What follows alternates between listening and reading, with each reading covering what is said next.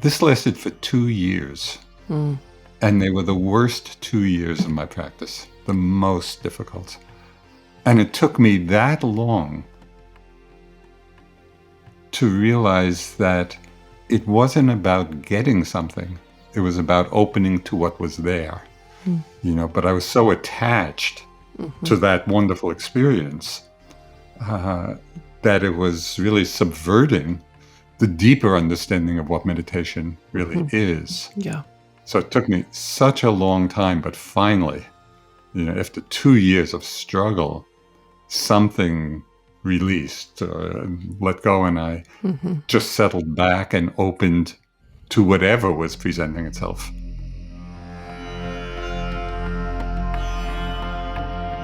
Welcome to the Metta Hour with Sharon Salzberg, where Buddhist wisdom meets everyday life.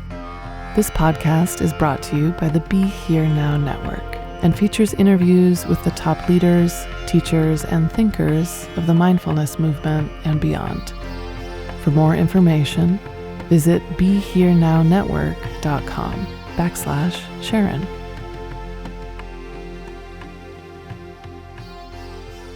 Hey folks, welcome to the Metta Hour. I'm Lily Cushman, and I'm the longtime producer of this podcast. And we're doing something fun today, something that we've never done before, which is a joint release. This episode is coming out both on the Metta Hour, but also on Joseph Goldstein's Insight Hour podcast. So the occasion of this joint release is a pretty special interview.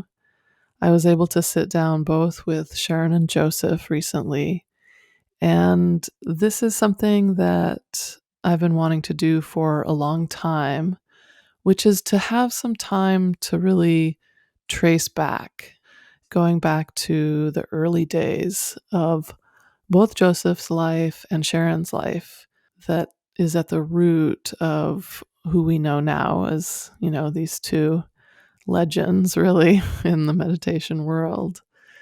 So the episode starts off with Joseph. And for anyone who happens to have Googled Joseph Goldstein, there's not a ton of information out there about his early life. So the first part of the episode is Joseph sharing a lot about his young life and growing up in the Catskills and his family life and all of that. And we don't go into as much detail with Sharon, mostly because she's told that part of her story many times. And in particular, her book, Faith, is all about that. So we start with Joseph. And after we get into college life and how they first went east, each individually, and just what that was like as young people in the late 60s and the early 70s, and eventually, of course, crossing paths. So this recording spans early life up until kind of the edge of when they each started to teach. And we're hoping in the future that we'll be able to do a couple more recordings in the same setup. So as always, enjoy listening and enjoy today's episode.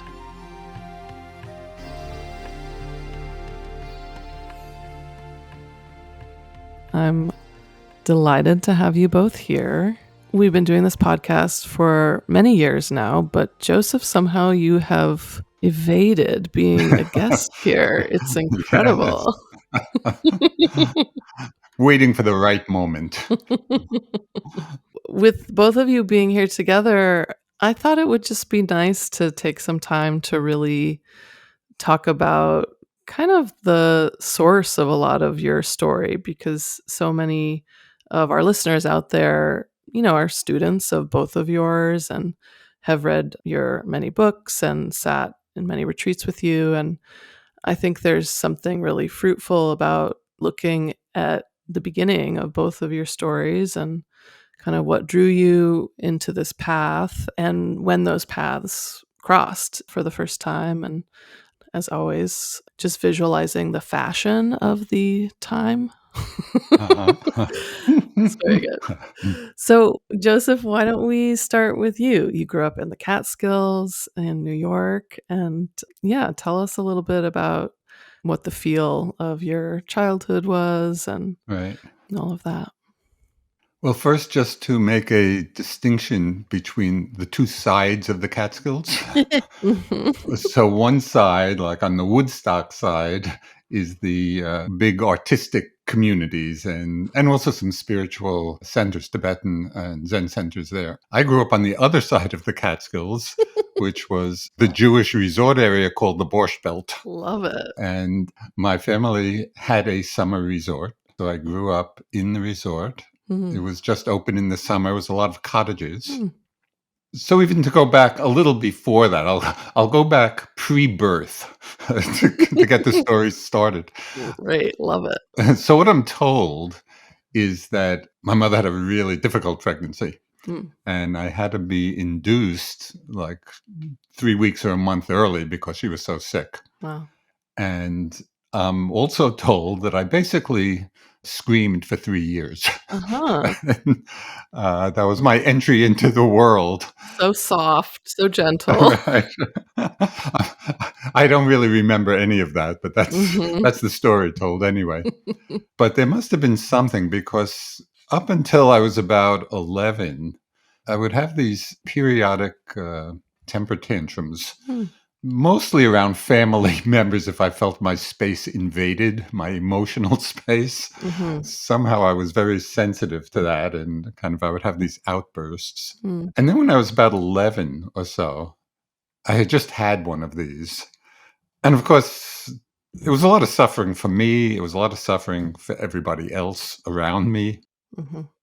And I remember this one time, I think probably at 10 or 11, just after one of these explosions, I said to myself, and this was before, obviously, before any knowledge of any kind of awareness, Mhm. practice.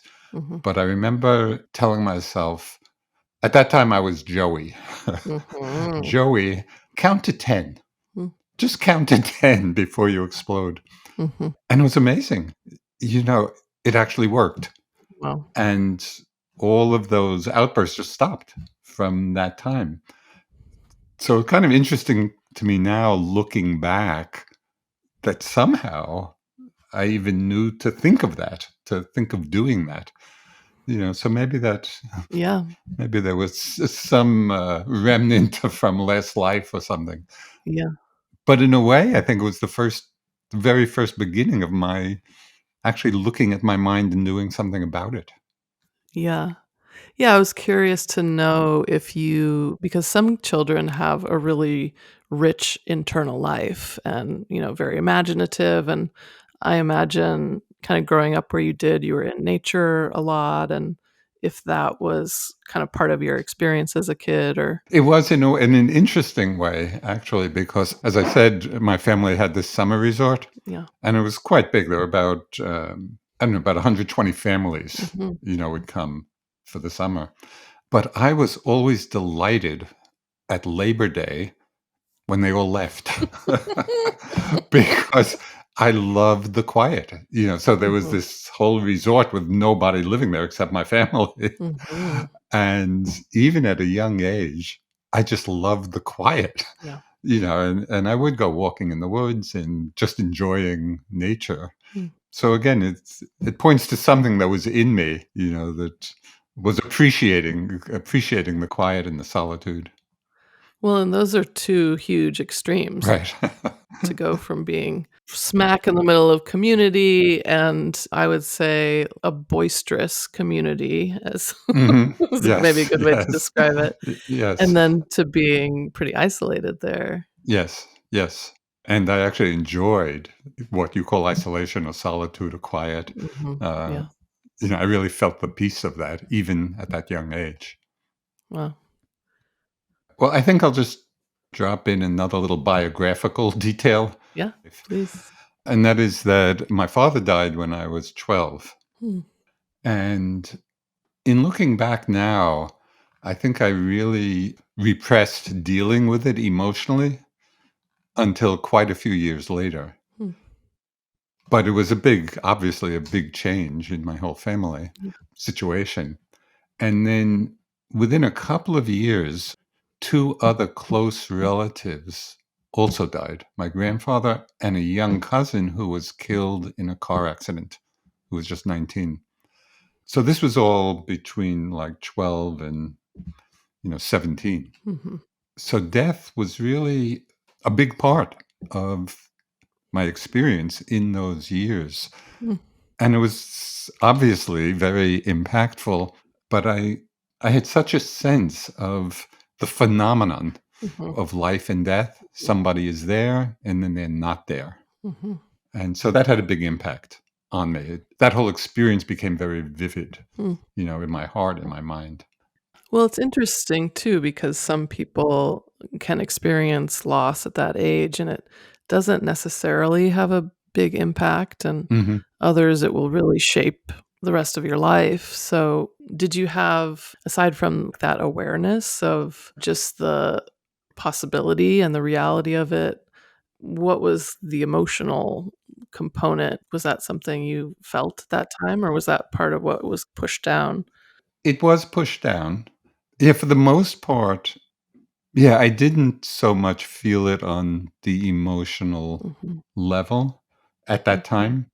It was more it tuned into that part of my mind which has always been, I don't know, for want of a better word, philosophical minded.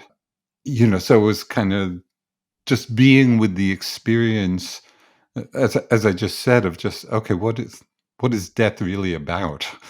Mhm. So it was more on that level at that time. Yeah. And then it's actually interesting. It wasn't until I went into the Peace Corps and started smoking some grass in the Peace Corps for the first time. So that was my my introduction, Love it. introduction to that whole realm. Mhm. And that's when all of this came up, Mm. on a more emotional level. Mhm. I could feel a kind of the absence Yeah. that my father's Right. death had created. Mm. So it just took some time for me to Yeah. be able, I guess, to open to that. Do you think that you would have been interested in studying philosophy if those losses hadn't happened to you at that time? Yeah, I do. I think that frame of mind is baked into me for whatever reason. Yeah. Yeah. Uh, yeah, at one point, and it both became in a way, a motivating force for getting into the practice, Mm. but in my mind, at certain times, it's also a hindrance to the practice because Yeah. one teacher once told me after a month-long retreat, trying to develop more concentration, Mhm. he said, "Joseph, you have too much investigation." Mhm. So the investigative mind is good in terms of exploring, and the wisdom aspect, Yeah. out of balance, it can it can be a hindrance actually to the development of more stillness. Right. Yeah. But anyway, that's how my mind is. Yeah. So I work with it. Well, before we go on to your time at Columbia, Sharon, I'm curious to hear from you because you also experienced a lot of loss at a young age, and hearing Joseph's sharing here, I'm just curious kind of if you felt any similarities with your experiences of loss and change at young ages. Sure. I mean, I'm trying to think. Let's see. Let's calculate from 1971, which is the year I met Joseph. January of 1971. There's a good many years. So, and of course, I knew his history, and so there are many factors. He's a little bit older than I am, even. Mhm. So there was early loss, but there's also just the conditioning of the culture of the time. Mhm. I think of Joseph's mother as an example of a woman caught in the kind of nature of the time where it was more difficult to manifest, even if you were very bright and very accomplished and everything that meant, and what it meant to go to India at that time and kind of break free of the traditions of one's childhood and all of that. So yeah, I think we have a lot of in common in that way. Mm. Mhm. Yeah. you start heading towards New York City, Joseph, Hmm. and tell me what went into that calling for Mm. you. Right. Well, even though I enjoyed, the solitude of when all the summer people left, Yeah. by the end of high school, this was a very small town. After the summer folks left, Yeah. it was a little village of 1,000 people, and I was ready for some excitement. Yeah. I remember sitting around with friends in high school, Saturday night. The loop of conversation was, well, what are we going to do? Mhm. And of course, there was nothing to do. So by the time I graduated, the thought of going to New York was quite exciting. And I was really happy to go to Columbia. Yeah. And that's really what drew me there. And I also got a big scholarship there. So that helped. Yeah. That's That huge. helped as well. Hmm. Yeah. And then at Columbia was really pursuing that philosophical inclination Hmm. that I had. And I remember this was as a freshman in college. I don't know what prompted this questioning in my mind, but there was about a 2-week period when I was consumed with the question, does God exist? Hmm. And it was really like an overarching, consuming question. It's just all I was thinking about for that short period of time. Hmm. Unfortunately, I can't remember how I resolved it. Yeah. What did you decide? Right, it's kind of a shame that I can't remember. However, for some reason, the question seemed to fade away, Yeah. but it does point to something that there was something in me that was just drawn. Yeah. And then as a sophomore, I was taking a course in Eastern philosophy, Hmm. and we were reading the Bhagavad Gita. And again, so when I was a sophomore, that was in 1962. Hmm. I didn't know anything about the East or Eastern philosophy or Buddhism. I didn't know anything, about any of that. Yeah. But we were reading the Bhagavad Gita, and there was one line in it that for some reason so completely resonated with me and was kind of out of the blue, because I had no background for it at all. Hmm. But the line said, act without attachment to the fruit of the action. Act without attachment to the result. Mm. And I don't know, somehow I understood it on some level, And again, it's all pointing to my experience over the years of there being something in me that kept pushing me Hmm. towards, we could say towards the East or towards Hmm. the Dharma. And so there are these little moments all along the way that kind of reveal Yeah. that inner push. Well, and I think that kind of inner calling or longing, there's so many different words for it, is so mysterious. Yeah. And I love hearing about it because it's such a kind of a universal part of being a person, whether what we're being drawn to, of course, is always so different.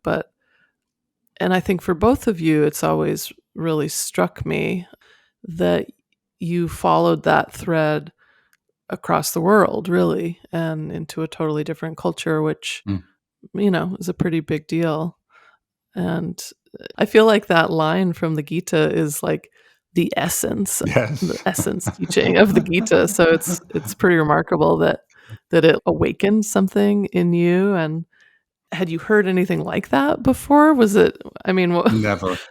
yeah, It was totally new. yeah, Somehow the Bhagavad Gita was not in my house as I grew up. yeah, Yeah. yeah. Uh-huh. So, were there any other philosophers that you felt a big connection to? Oh, yeah, yeah, yeah, yeah. There was one big one, Do tell. uh, which also relates to my introduction to Buddhism. Oh, good. So when I was a junior, I took this very small seminar, small because very few people were interested in it, on the philosophy of Spinoza. Uh-huh. And Spinoza is not an easy read. Yeah. However, he's really very Buddhist. His philosophy, which I didn't know at the time, but in looking back now, I can see why I was drawn to it, because basically his whole philosophy Mhm. is non-theistic. So I got very immersed in Mm. Spinoza and studying. And then when I went into the Peace Corps and first was getting introduced to Buddhism and going to some, visiting with some monks, I remember one time, the first time I went with a copy of Spinoza in hand, and I was going to try to explain Spinoza to these Buddhist monks. Love it. But once I heard the teachings, I realized I don't really have to do this. I can just enter into Buddha Dharma. That's so good. And I'm curious also, just being in New York City in the 60s, if that was also impactful for you. I mean, I think going from like country to city is always a big thing, but New York was such a cultural center, especially at that time. And so I'm curious if that was part of what was happening for you, or if you were just more immersed in your studies and doing that. Well, this was before. I mean, I graduated in Yeah. January of '65. I mean, by that time, I was very anxious to get out of school and just to go and see the world, and the Peace Corps provided an opportunity to do that. But in those years, like 61 through 64, the real social activism, Mhm. of civil rights, the movements were just beginning at that time. And so I Mhm. was really not tuned into that when I was there. And so my experience of New York, other than, my studies, Mhm. was really the cultural aspect of New York, Yeah. of going to museums and theaters and film. And at that time, that Mhm. was very inspiring to me as well. It's the arts in some way touched that same place of inner exploration. Mm. It was very impactful for me. Mhm. In fact, for quite a while, my aspiration was really to become a film director. Uh-huh. But, I just remember going, in these New York art films, and Mhm. the aesthetics of it and the beauty of it just really inspired me. And so it was more Mm. that part of being in New York. But by the time I graduated, I was definitely Yeah. also ready. I just wanted to get out and see the world. And the Peace Corps was just a great opportunity for that. I love hearing that you wanted to become a film director, because you're someone that I think of as having just an incredibly refined aesthetic, which is maybe publicly as a teacher something you're not known for as much, but everything around your space is so beautifully curated, and whether it's form or function. So I love hearing the history of that a little bit. Right. Yeah. That part is still very important, Yeah. just in my way of being. Mhm. Yeah. Just the aesthetic dimension Mhm. of life. And that's also connected not only visual, but in poetry and Yeah. in so many arenas. The opening that can come from that, I find really fulfilling. Yeah, and it's interesting to hear that you could access kind of a similar place inside yourself from watching an art film as reading the Gita, it sounds like, opened the same door in you. Yeah. Yeah. Yeah. Yes. So before we get to the next chapter of your adventure, I want to hear a little from you, Sharon, about, because at this same time, you're also in New York City. You're a few years younger than Joseph, so just a couple, Quite a few years younger. A few years younger. 8 years younger. 8. And so you're kind of having some parallel time where you're both living different lives in New York City. And Right. Sharon, I'm hoping that you'll fill us in on your side of things. I had a very difficult, traumatic childhood, as many people know from reading stuff I've written or listening to me talk, and with a lot of disruption and a lot of confusion. And I think, like for many people, that's the case. And like for many people, it was a family where none of this was ever really spoken about that clearly. And it was only after, when I was in college, and I was seeing things with a little more clarity and a little more perspective, that I began saying, that's a weird thing, like Why did they say that was accidental when, or that's strange, and then especially it all kind of coalesced in my sophomore year in college in the Asian philosophy course that I was taking, and it was really pretty well to fulfill this philosophy requirement that I took it, and I chose that one. And in the section on Buddhism, which was really predominant in the class, hearing the Buddha talk about the suffering in life, and it was like this light went on, and I thought, oh, that was for me a moment of complete inclusion. It wasn't a moment of it being depressing or scary, or it was like, oh, it's not just me, I belong. It's like this is a part of life. And that was the first really important thing that happened in that class. And the second was, it was really in that context that I heard about the practices of meditation, and it was, tremendous. It was like, there are practices you can do, there are methods you can undertake, and if you practice them, you'll be a lot happier. So I was going to college in Buffalo, New York, and I looked around Buffalo and I didn't see it anywhere. It was 1970 or even 69 at that point. And I created an independent study project and said I want to go to India and study meditation, and they accepted it. So off I went. Well, and one of the things that I've also heard you say that folks might not know is that you had the hope of maybe being a playwright at that young age. I think when I was a child, if somebody said, what do you want to be when you grow up? Yeah. It was certainly a period when I said, I want to be a playwright. I must have read a book or something about somebody who was a playwright. Yeah. I wanted to be a writer of some kind. Sometimes it was a playwright, sometimes it was a journalist. I read a book on the first woman journalist. I can't remember her name. Everything was sort of in that light. I had no confidence that I could ever actually do it, but that is true. It's interesting to me that you both had that instinct in different ways, but wanting to tell stories and really in a creative medium, and then we're drawn on a path that you both write a lot and are very creative people. So I love that it found a form and that it both kind of existed in a different dream when you were younger. So I'd love to hear a little bit about, Sharon, when you talk about dreaming up going to India. I mean, that's such a huge step. And that these days it's so normal. We live in such a global world where you can get on Google Maps and see what a village halfway around the world looks like. But that was really not what so many people did at that time. And yeah, what that energy was about for you to go so far, and why India.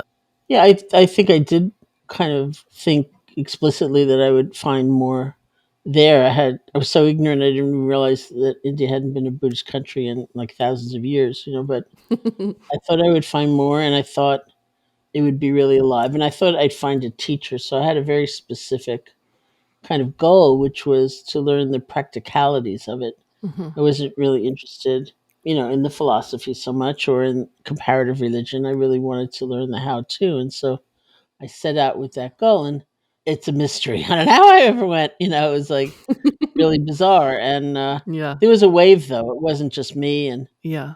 certainly there was a movement afoot, happening. And I must have heard about somebody going or a group going. There was a small group from the university going, and it was just what had to happen. And so step by step. Yeah. Yeah, but I don't think I'd been on an airplane twice at that point, once to Miami with some family and back to New York. I'd never even been to California. And so it was not just the trip in terms of flying, it was, flying to Europe and then going overland to, to India. And so all of a sudden everything was outrageous and completely different and scary. And then there I was in India. Well, and also I think of that time, and I also think of a lot of the just cultural limitations that based on gender, that like even when I was in my 20s and traveling around, I would constantly hear like, oh, it's not safe for you to travel as a woman in different parts of the world. And what were your thoughts on that? Well, I wasn't alone for one thing, Mm-hmm. and I was with a small group of friends, and I think it wasn't safe, and it just wasn't. I mean, many women did it, Yeah. and we're fine, but I'd never been in a culture before where a man could just like grab your body in the street, and it was Mm. normalized, and Mm-hmm. and getting to India actually felt like a big relief in a lot of ways because Mm. it wasn't that, Yeah. and for a time it's just everything was just so different, and the food and the culture and the people and Mm-hmm. the conversation, and but I loved India, and felt like through the years since then that I had kind of erased a sort of psychological distance that I could go for 2 weeks. It would be okay Mm. because I would feel at home Mm-hmm. once I got there. Mm-hmm. Was it surprising to you to feel at home in a culture that was just so different? Well, sure. I mean, I wasn't like, oh, thank goodness I'm home completely. I was also really scared, and Yeah. it was very intense. But in the process of kind of landing there, and especially once I began practicing, I really felt I could find a home there. Mm-hmm. I mean, home is such a nuanced thing, but I have a really distinct memory of my first trip to India and walking off the plane and smelling the air. And I just felt something I'd never felt before in my life. Mhm. And a feeling of home is probably the best way I could describe it. But what a kind of strange thing to have an experience like that in a place that is otherwise just so different, and that it's very layered, of course. Yeah, and it takes time. Hmm. Was there ever a point when you just thought, like, I don't like this, I want to go home? I want No, to go back to New no, York. no. Love that. Yeah. So why don't we loop back to you, Joseph, and kind of what brought you first to Asia and the Peace Corps, and Hmm. and Yeah. your path Hmm. crossing with Sharon's. Yeah. So, as I said, by the time of my junior year in college, I was ready to escape academia and, as I say, explore the world. And fortunately, that was just the year. So, this was in 64, I guess, that the Peace Corps was started, maybe 63. And one of the first trainings was held at Barnard, which is part of Columbia. Mm-hmm. So I met a group of Peace Corps volunteers being trained to go overseas. And I just happened to meet them in the subway. I think I was going to see one of those art films. And we started talking, and it was meeting them and just hearing about the Peace Corps, which I really didn't know anything about. I think that provided the idea of a way to go, Mm-hmm. overseas. And so I got very excited by that. I actually applied to go to East Africa because I had some romantic notion Mm-hmm. of, I don't know, climbing Mount Kilimanjaro or whatever. But fortunately, they sent me to Thailand instead, Mm-hmm. which was very fortunate indeed, because as a Peace Corps volunteer, I was teaching English right in a school in Bangkok Mm-hmm. and going to some of the discussion groups. There were some of the monks that I wanted to, as I said before, talk to about Spinoza. And so I would go to these discussion groups that were held at that time at the Marble Temple, which was just down the street from where my school was. So it's a famous temple in Thailand. There were two monks teaching Westerners. One was an English monk and one was an Indian monk, but in Bangkok. But I was still, very much in my philosophical mind. Mm-hmm. And this is a story I've told very often. I would ask so many questions in these groups that people stopped coming, because I was so annoying. And I think we've all been in groups like that with people like that. Uh, so one of the monks finally, out of desperation, I think, said, "Why don't you try meditating?" And it was the first. Unlike Sharon, I hadn't even really heard of meditation. Mm-hmm. I didn't know anything about it. Yeah. So he just explained, the basic sit down and watch your breath. So I go back, I, gather some paraphernalia for sitting and whatever. And I set my alarm clock for 5 minutes. I didn't want to sit too long. But it was quite amazing because something quite important happened in those first 5 minutes. And it wasn't any great enlightenment experience, but I saw just in those few minutes that there was a way to look into the mind as well as looking out through it, and that there was a methodology for doing that. And that to me was just so exciting and revelatory, and I got totally inspired by it. And I got so enthusiastic that I started inviting some of my friends over to watch me meditate. They didn't come back too often. Of course, I have since made a career of inviting people to watch me meditate and to meditate along with me.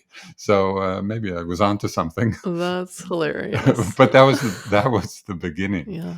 And it was just complete resonance from the beginning. I knew that this was what I wanted to do. And yeah, when I finished the Peace Corps and came back to the States, I had one really quite transformative experience just at the end of my Peace Corps days, where somebody was reading from a Tibetan text, and my mind was really concentrated, and something profound opened up in listening to that particular text. So then when I went back to the States, I wanted to further explore it, but I really didn't know what I was doing. I didn't have enough experience in meditation at that point. And I realized I needed a teacher. And that's when I thought to go back to Asia to look for a teacher. And friends had been in India studying with some Tibetan teachers. So I thought, I'll stop in India. I thought I might go back to Thailand. But I stopped in India and went around to a few different places, couldn't really connect with anybody. And here's another story just indicating there are some strange forces at work in our lives. So I was in New Delhi after having traveled around, not finding anyone that I connected with, and thought, okay, I'm going to just go back to Thailand. And I was walking to the airline office. I was in New Delhi, and I was walking to the airline office to get my ticket. And just all of a sudden, there was some force that stopped me from taking a step forward. And this was completely unusual and out of character for me. I'm not the kind of person that has different special, exotic experiences. So this just came out of the blue. I couldn't move forward. And I had no idea what was going on. So I just turned around and went back to where I was staying. And then I had the thought, somebody had given me an acid trip. I thought, well, maybe I'll go to Benares, and just take the acid on, near the Ganges or something. Okay, so I couldn't go to Thailand. I couldn't make it to the airline office. Got on the train to go to Benares. And I was there for a few days. I didn't take the acid there. I'm going back to the train thinking, I'll go back to Delhi and I'll just go on to Thailand. But in the rickshaw, going to the train station, again, this thought just popped into my mind.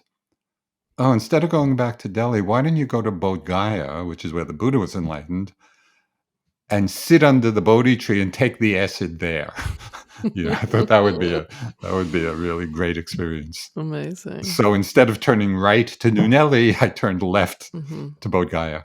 Wow. And I ended up there and looking for a place to stay. I ended up at what is called the Burmese Vihara, which was originally built for Burmese pilgrims, but Burma in those days was closed. So it was mostly where the few Westerners, and there were very few at that time, would stay in Bodh Gaya. So I went there and I met a few Danish people who were studying with Munindraji. And he was my first teacher. And so as soon as I connected with them, I went with them to meet Munindra.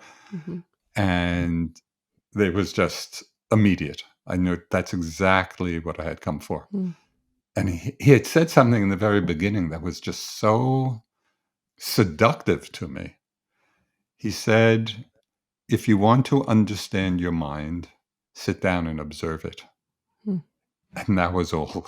There was no ritual, there was no ceremony, there was nothing to join. Mhm. It was just that straight, direct looking into the nature of the mind. Mhm. Of course, with the instructions for how to do it. And as soon as I just heard basically the teachings of mindfulness, Mhm. and how to observe the mind and body, I knew I was home. It was exactly what I was looking for. And the rest is history.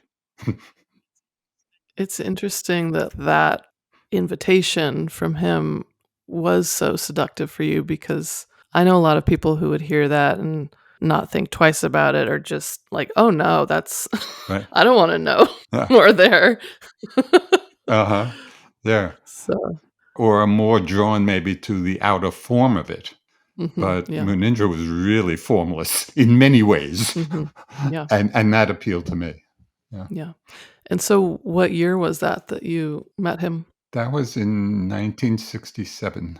Mhm. Yeah, and I was there. So I was in India for most of the next 7 years. I came back a few times to make some money, and then Mhm. I would go back. So most of the next 7 years, with a few Mm. short intervals back in the States.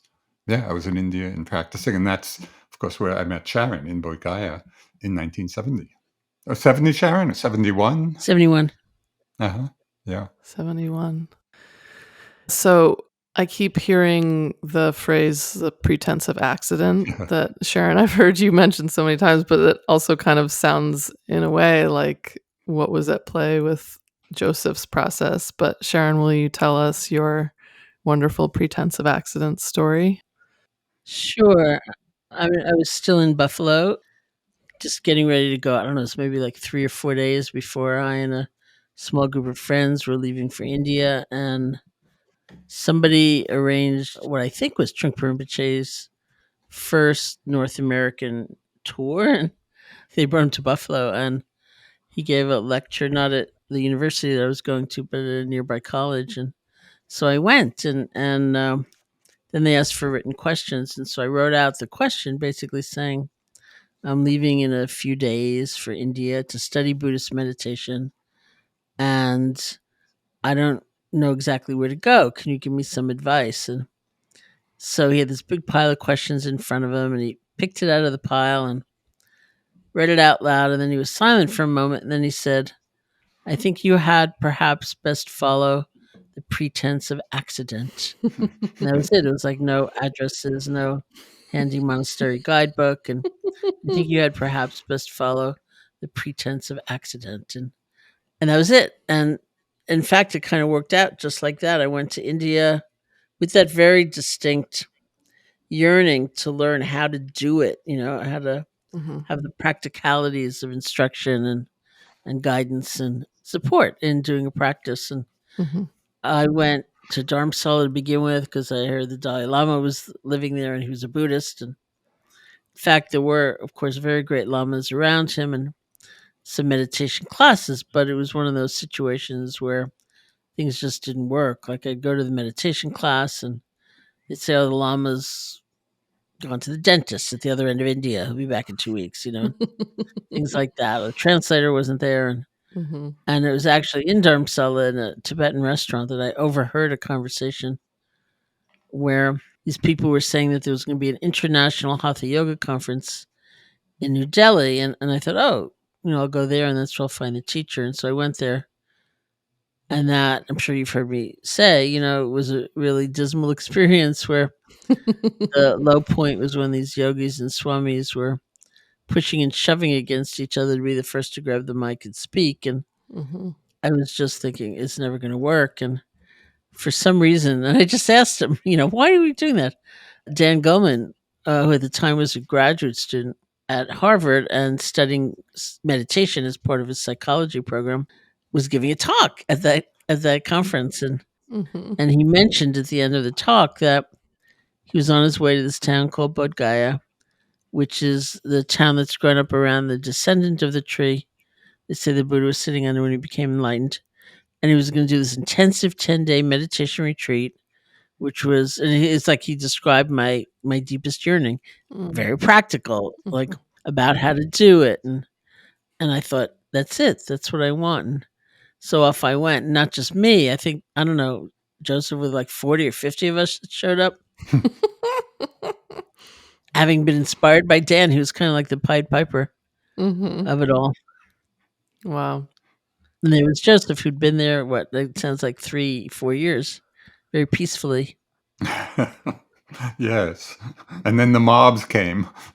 The mobs came. I'm curious, at that retreat, the first that you sat together, which was your first one, Sharon, and I'm curious how many Westerners it was, just kind of what that scene was like. Maybe there was one Indian, I don't know, like that particular time. And much later, of course, it was more a mixture of, all kinds of people, but from all kinds of places. But I think it was really the massive amount of people were from the West. The Vietnam War was still going on. There were some people there who were in R&R, a lot of travelers. Goenka had just left Burma, which was very restrictive. He had to get like permission to leave, sort of paperwork, and his mother was living in India and was kind of ill for a while, although she recovered, and that's how he got out. And his English was, basic in some ways. And we were grateful for it. But, he would say things like, Ramdas was there as a student who would sometimes correct Goenka, who would say things like, you have to clean up your dirty mind. And he'd say, no, let's talk about purification or, something else. So, but it was extraordinary. I mean, it's where I met Joseph and Krishnadas and so many of my really good friends, and we formed this kind of incredible community. It wasn't a completely silent experience. There were silent days, silent periods, and and just the actual discovery. I think back, I'm so amused at like how thrilling it was to say, I felt this throbbing in my upper lip or something, like in my breath, and it was actually thrilling, and there was so much learning, and it was kind of amazing. One of the things that always really strikes me is that you went from like 0 to 100 because those retreats are hardcore, and I mean, our bodies are not used to doing anything for that many hours, let alone like sitting on the floor. And I feel like I've heard you say that the first time you sort of encountered Joseph was leaning on a bookshelf. Yeah. That was like a kind of a desperate attempt to get some back support Yeah. for your very sore body. And it had like a little label on it that was like, donation from Joseph Goldstein. Yeah, it's true. We weren't allowed to sit on chairs, and there were no zafus, there were no zabutons, flat cushions, and we would like roll up our sleeping bags and sit on them and and then unroll them at night to sleep on the floor. Wow. And well, of course, I was quite a bit younger then, so it was different in that way. But and fine. But it was very tough. And Goenka, as a kind of style of practice, doesn't have walking meditation, unlike some other schools of mindfulness. And so physically, it was very hard. It was just so exhilarating. I'm curious, because I've heard you speak, just how exhilarating it was to kind of find this thing you had been seeking. But at the same time, I imagine you were also encountering yourself in a much fuller way than you ever had. So I'm curious if you were surprised by what you found as you looked in at yourself in that way. Yeah, well, I mean, I've told that story too, and that I once marched up to Goenka and I looked at him and I said, I never used to be an angry person before I started meditating, thereby laying blame exactly where I felt it belonged, which was on him. And of course, I'd been hugely angry, but I hadn't seen it. So there was a lot of that. There was tremendous. It was the first time, not even just that I'd meditated, but that I practiced any real introspection. I'd never been in therapy, and I was young. I was 18 at this point, and it was very intense. But people asked me when I knew, like in a way, without a doubt, that there was something viable there for me, or Mhm. something important there for me and I said from the first moment, I just knew Mhm. that there's truth here and it's for me. And Mhm. so everything was in that context. Plus he was fun, he was chanting, he was hanging out, answering questions. Mm. It was like a beautiful experience. It felt like a journey. Mm. It was ceremonial. Mhm. There was a beginning to the retreat. It was also very structured, which I realized I needed. Like one of the things about Menindra, who was also there, was that he was very unstructured, and that was something I needed much later. I needed that kind of freedom and Mhm. flexibility, whereas before the retreat started, we were all staying in this Burmese like temple, and I overheard somebody asking Menindra, saying, "I want to go to town and get some chai." And town at that time was like tiny. It was like two tailor shops, I think, and the tree, of course, in the temple Mhm. built behind it, and a few temples, a Chinese temple and a Thai temple. And so Minindra said to him, "Oh, you can go to town, just go mindfully." And I thought, I had no idea what that meant. And then Goenka came along and he locked the gate, Mm. so you couldn't leave. You had to climb over the gate to leave. Mhm. Mhm. And people would come and like sell cookies through the gate, but couldn't get out. And I realized that's what I needed in the beginning. Yeah. I needed the structure. I needed the security of this is how you do it. And you do just this. And later on, it was a very different story, but, it was kind of a perfect scene for me in the beginning. Well, and so remarkable that the pretense of accident, as it were, landed you in a lineage and with a teacher that you really flourished Yeah. in that way because, Yeah. that is so often not the case where Yeah. someone is seeking and they have to try a lot of things that don't work before they find the one Yeah. that they're gonna stay with. So, yeah. And I'm curious, because you spoke before about you were really drawn to the practice and less of the philosophy, less of, let's say, studying the philosophy. And I'm curious if that was something that kind of remained for a time with you, or if as you began to practice, you became more interested in those other aspects of it. I don't know that I ever became so much interested in the philosophy. I guess you could call it that, but in part that I was studying with Sadhu Pandita, who was a Burmese monk we brought to IMS in 1984, and even before that, certainly with Menindra. But it was partly a fascination with the language, Mm, mhm, like the word for mindfulness in Pali, the language of the original Buddhist text, is sati, mhm, and it means many different things, and exploring those different meanings. And then there's a phrase satipatthana. There's a famous sutta, there's a famous scripture, mhm. the Satipatthana Sutta, which has the four foundations of mindfulness. And U Pandita gave, I don't know, like innumerable lectures on pa in the Satipatthana. I mean, like another night, really? Same little, Mhm. 2 syllables, like really.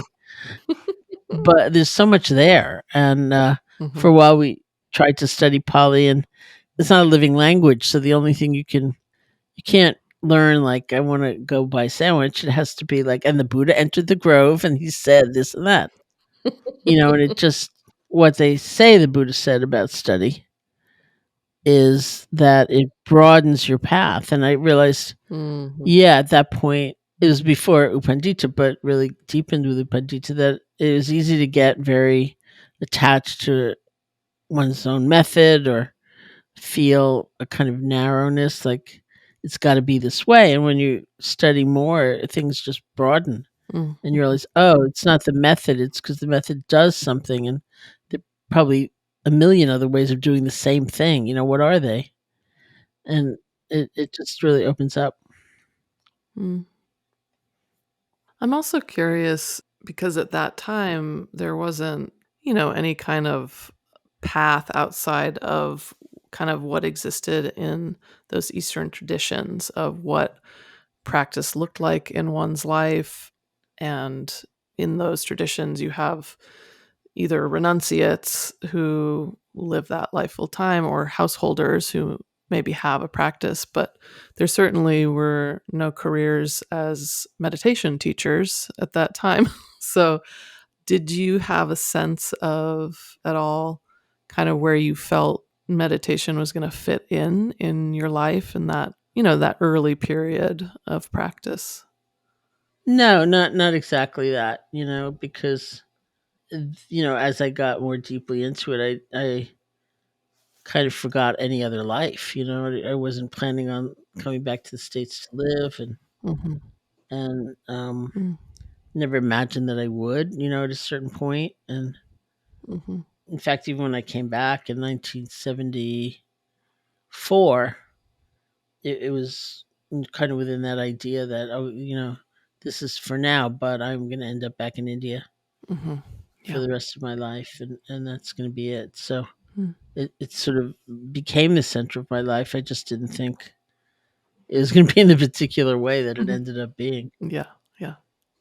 And so tell me, Sharon, about the first time you and Joseph connected, or that you became aware of him as more than just a name on the bookshelf, your back Yeah, benefactor. yeah, because this was my first retreat still, and because they were not completely silent, but they were silent days. It was, I don't know what day of the retreat it was, but I was enormously frustrated with myself, and I couldn't keep my attention on the breath. Goenka starts his retreats with several days of settling your attention on the breath at the nostrils. That's his method, and then moving to what these days we tend to call body scan. Mhm. And I just couldn't concentrate, and I was so distracted, and so much was coming up, and I was furious at myself, and I said something to myself. This is just before lunch, that if your mind, which is how I address myself, if your mind doesn't settle down, you should just bang your head against the wall. And fortunately for me, the lunch bell rang just then, so I went down, stood on the lunch line, and there was a conversation going on behind me, and somebody said to this man, "How was your morning?" And he said in the lightest possible tone, like totally at ease with himself, "Oh, I couldn't concentrate at all, but it'll probably be better this afternoon." And I was horrified. I thought, he doesn't understand. Like, Mm. you could really get enlightened doing this stuff. Why doesn't he take it seriously? He's just not sincere. Like, what's wrong with him? And that, of course, was Joseph. And what he was expressing was not his insincerity. It was the fact that he'd been practicing for 4 years, Mhm. and I've been practicing for 4 days. Mm. And that was the difference. He had a kind of equanimity and had been through a lot more and seen things go up and down, and Mhm. had a lot more understanding. And so that was Joseph Goldstein. Mm. I love that. And Joseph, I'm curious just to hear your side of it, because you had been practicing for a while, and it sounds like there was quite an influx of Westerners coming in. Yes. So first to say, I mean, in this way, Sharon and I kind of needed different things.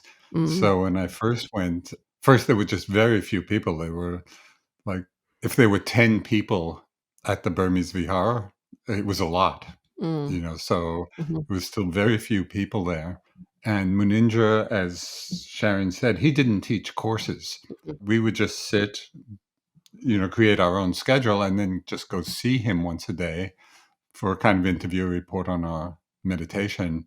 And I loved that formlessness. Mhm. It just suited me and suited the way my mind worked. So I would just be sitting and walking at my own rhythm and then going to see Munindra. Then it was quite a shift when Goenkaji came and all of these people came, Mhm. both because of the crowds and also the much more formal structure, Yeah. of Goenka.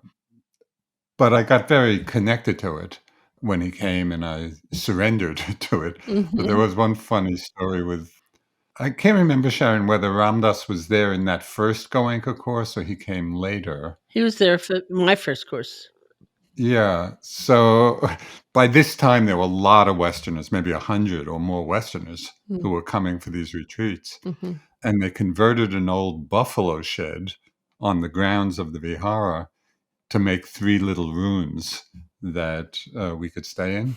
Mm. And so it turns out that I was in one end of this buffalo shed in this room, Mhm. and Ram Dass was in the middle, the room right next to me. Mhm. And of course, before he came, I had no idea who he was. I had never heard of him. Mhm. He was just this guy named Ram Dass. But I quickly found out that, he had a big following. Mhm. And so people would be coming in just all day long, in between the sittings of the retreat, just talking and chatting away with Ram Dass, and I'd be in my room trying to meditate. Uh, and here these new guys, what are they doing? So I'd be pounding on the wall, quiet in there. But again, it was another lesson in surrender, Mhm. and Ram Dass and I ended up becoming really good friends, and Mm. connected in a very deep way. Mhm. But there was this transition Yeah. going from the time I had been there before all these people came into the Goenka years. Mhm. It was an interesting time, and I had a very painful lesson actually doing the Goenka retreats, and it was a powerful lesson for me. And that was the first year. I can't remember whether it was the first year of courses or one of the subsequent years.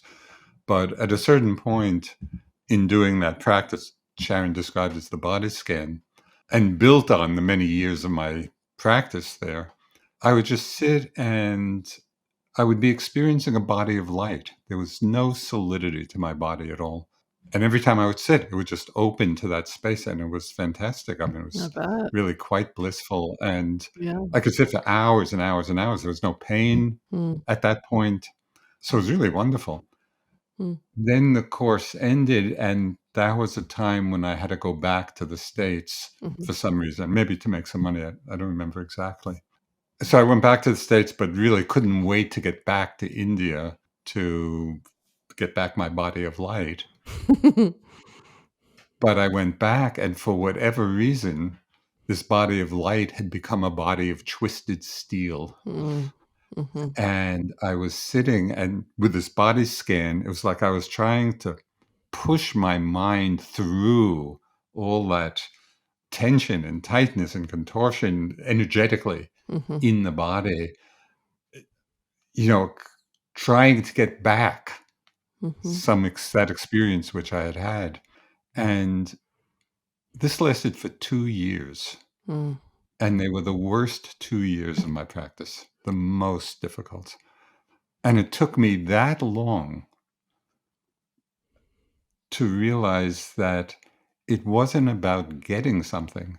It was about opening to what was there, Mm. but I was so attached Mhm. to that wonderful experience uh, that it was really subverting the deeper understanding of what meditation really Mhm. is. Yeah.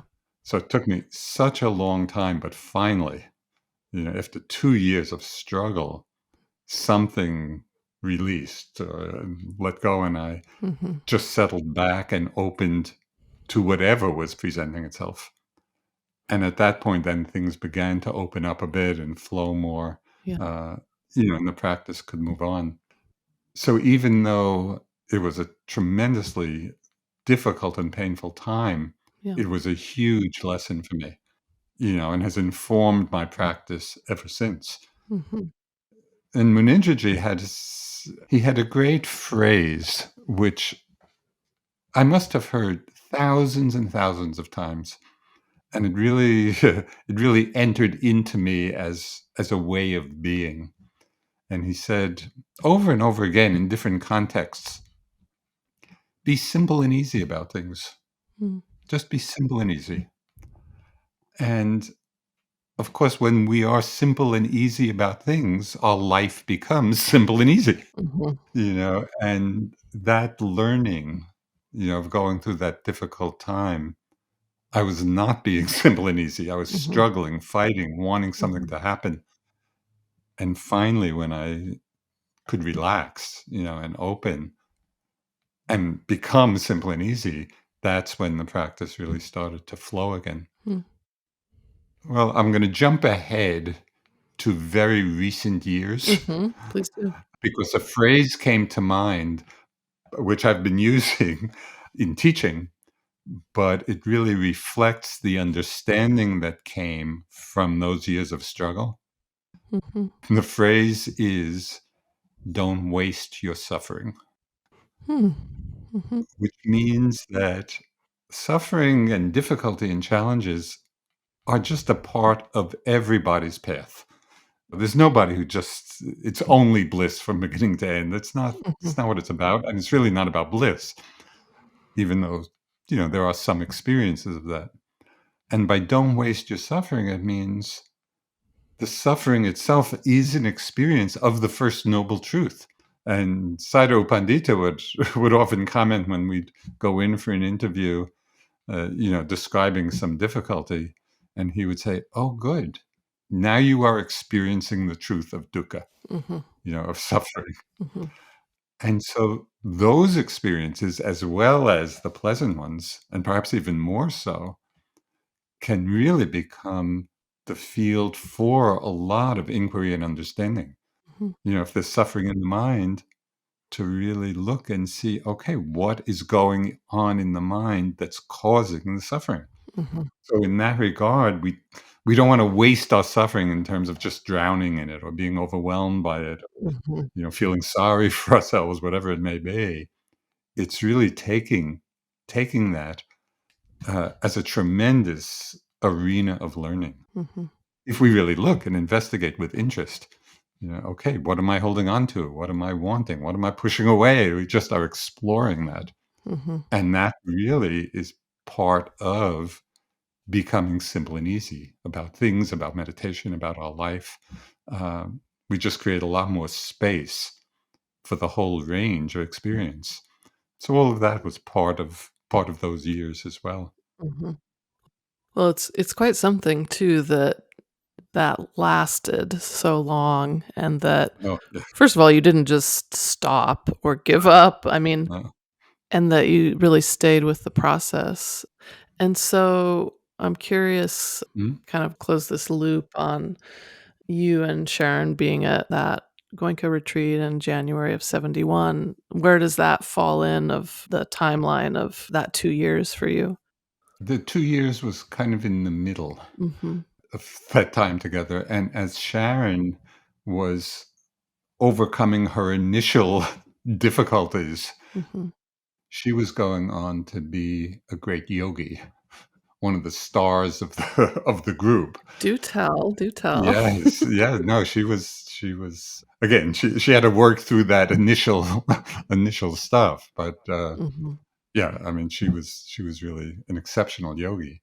Even if there was at different times, a lot of pain or suffering involved, but Mhm. her practice had gotten really profound. Mm. So there was that overlap. I was struggling with my body of twisted steel, and Sharon was, Mhm. uh, yeah. But we became there. There was a small group of us Mhm. who were there over several years. We would be in Bodh Mhm. Gaya during the winter cooler months and then go up to the mountains in the summer months, Mhm. in rent cottages. And there was more kind of hanging out and then having periods of self retreat, but nothing organized. There was no teacher up there. Mhm.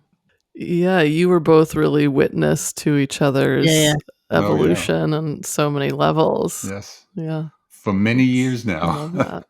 Mhm. What's kind of interesting about Sharon and my, path over all these years is that our evolution involved sitting with the same teachers, and that we had different teachers. Mhm. I had started with Munindra, but then sat with Goenka, and then afterwards Sharon studied some with Goenka, and then of course our connection with Deepama, and then Upandita, and then Mhm. some of our Tibetan teachers. So we've really shared that kind of evolution of our practice and teachings Mhm. over all these years. Yeah, so it's a wonderful journey together. Yeah. There's something really beautiful about that, and that there's such a kind of parallel track, but also, you're each such different people, and, just hearing that difference of, for example, like Sharon, how much structure you initially needed versus you, Joseph, who really needed a lot of Space. space. I love space. And and so I think about you each kind of going through your individual process with different teachers, and that I imagine you were garnering a lot of different things and working through a lot of different material, but that it was still parallel. Yes. It's kind of incredible. Yes. Yeah.